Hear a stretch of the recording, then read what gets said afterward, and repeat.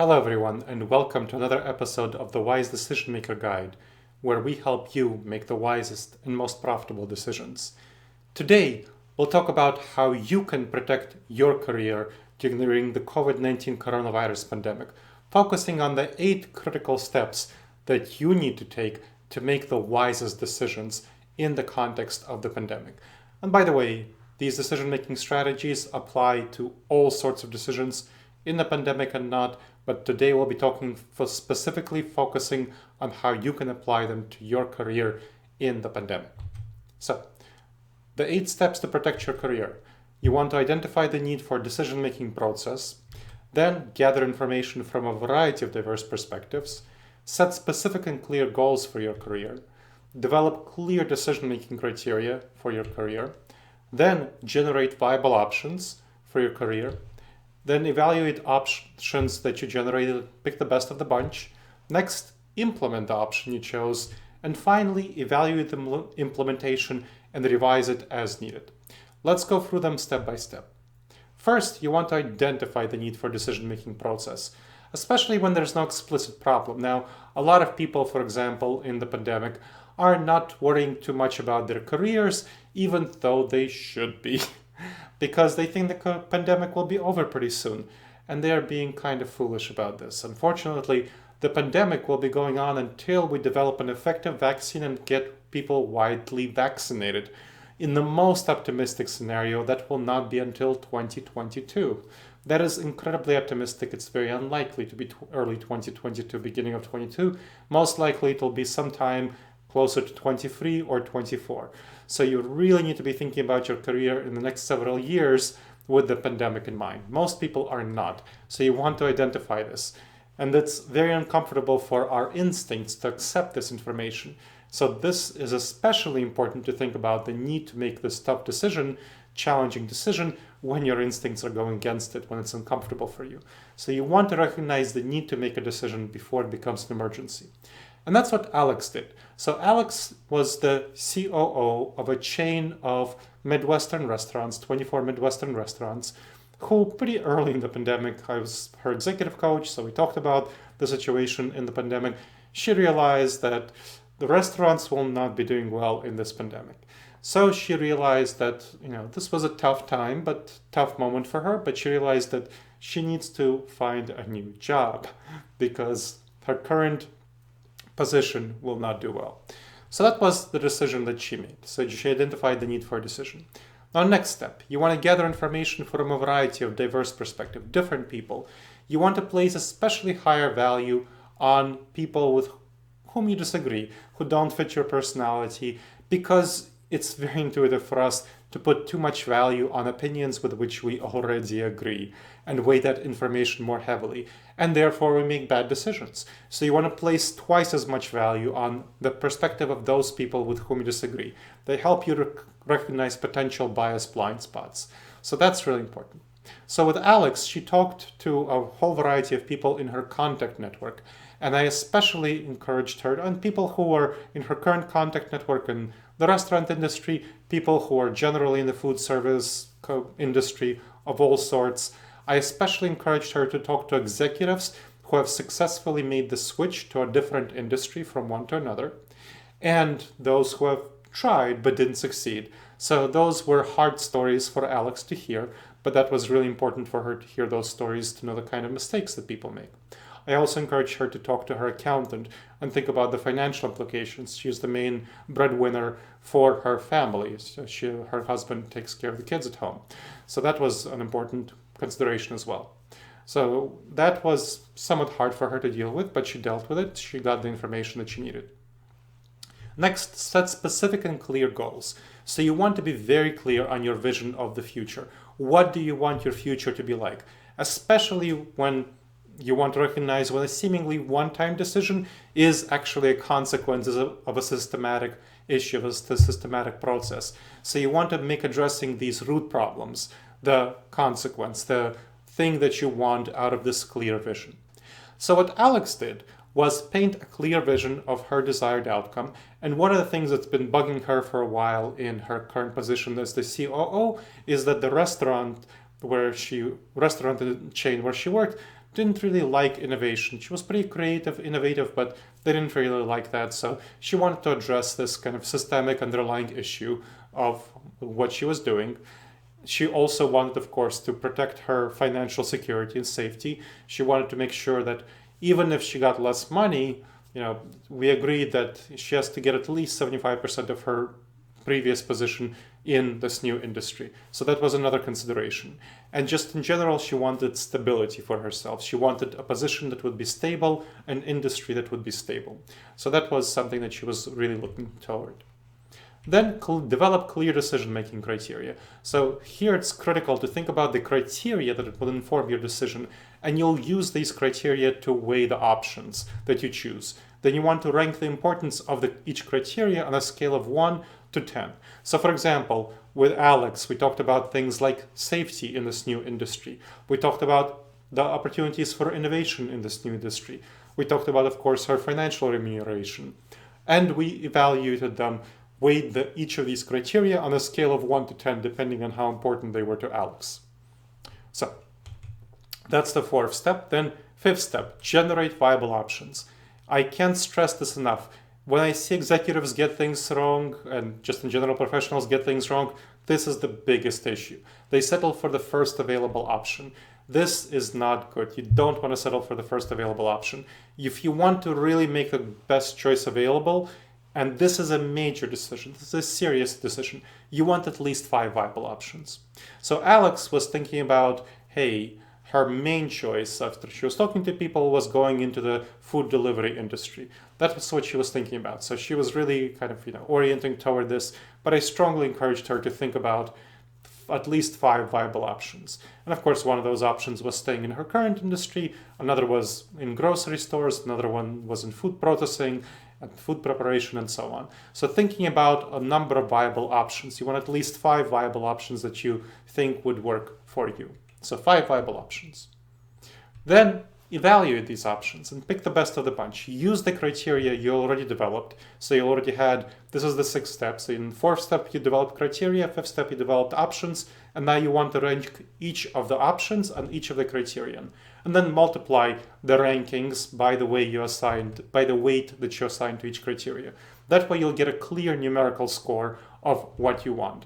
You want to beware of going with your initial preferences. I strongly encourage this. When assigning ranks, you really want to look at your initial preferences in a harsh light. So, when going through this process, Alex was initially still predisposed toward the food delivery industry, but what she recognized as she was going through this was that this was not going to be nearly as secure and safe as she wanted, and also that it would be an easy transition. So that was another criteria that I didn't mention. So she wanted the ease of the transition was a consideration. It would be easy to transition to that industry, but her ability to have a secure lifestyle with that industry, it's not that secure. So that was a problem. And the payment, the salary that she would get as an executive in that industry, we were worried about it. She was worried about it, that it would be hard for her to get at her base level of at least 75% of what she was making before, with significant opportunity for career growth. What we found was that the grocery industry, the grocery store industry, was the best option for her after ranking all the criteria. The transition would be somewhat harder from her current position as the CEO of the Midwestern restaurant chain into the grocery store industry, but she had some favorable benefits from her current experience. However, the crucial thing was it will be very stable. Certainly in the pandemic, grocery stores are doing quite well, and they will continue to do well, we figured. And also, it was going to be something that was remunerative because they were doing pretty well. They were hiring a number of people, including executives, so that there was an opportunity for her to do well financially and then proceed up the chain of command, so growing in her career there. So that was the next step. Now, then so she chose the grocery store industry, then you want to implement the option, and you chose. So that's the next step. The 7th step is implementation as part of the decision-making process. You want to imagine that the decision completely failed and evaluate why it failed. That's a crucial step. So evaluate why it failed. And then You want to do the same thing for success. But let's talk about failure first. Imagine a decision completely failed. Brainstorm what problems might have led to this failure. So think about what problems might have led to the failure that you're talking about. Consider how you might solve these problems. That's really important. So problem solving. It's not only about the failures. This is about solutions. That's what it's meant to get you. So problem solve, brainstorm problem solving, and then integrate the solutions into your implementation plan. So one of the things that Alex and I talked about was that one of her failure modes was that she didn't have strong networking connections in this industry. So she took the time to develop network connections in the industry, in the grocery store industry, before trying to shift into it. So that was really important for her. So that was one problem that we identified early onwards and were able to solve because she was able to get her existing contacts. So, for example, with food suppliers. So they had some food suppliers to the restaurant who were also food suppliers to the grocery stores. And they were able, Alex was able to use her network with her suppliers to get introductions to grocery store contact network. So that was really good. Then do the same thing for success. Imagine the decision completely succeeded, was wonderfully successful. Brainstorm all the reasons for why it succeeded and consider how you can bring these reasons into life. So this is great. This is hopeful. This is optimistic. Brainstorm that and integrate them into the plan.